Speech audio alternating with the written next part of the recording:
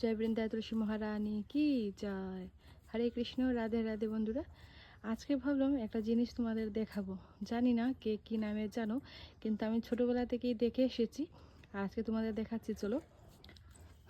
তো এই যে আমাদের সূর্যনারায়ণ দেখতে পাচ্ছ, আর সূর্যনারায়ণের চারপাশে যে গোল চক্রটা দেখতে পাচ্ছ 7টা কালারের।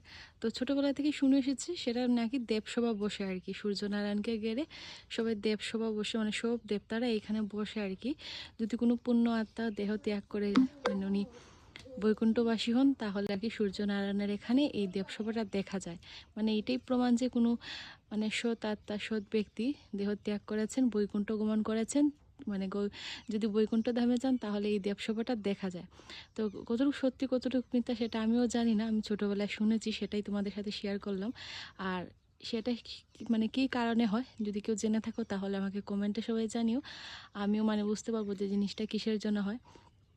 ছোটোবেলায় যা শুনেছি তাই বললাম, আর কে কীভাবে মানে শুনেছো বা কী কারণে সেটা হয়, যদি কেউ জেনে থাকো তাহলে আমাকে সবাই জানিও।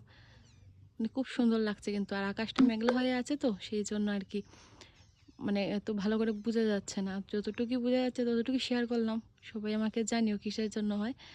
খুব সুন্দর লাগছে কিন্তু সবাইকে। হরে কৃষ্ণ, রাধে রাধে।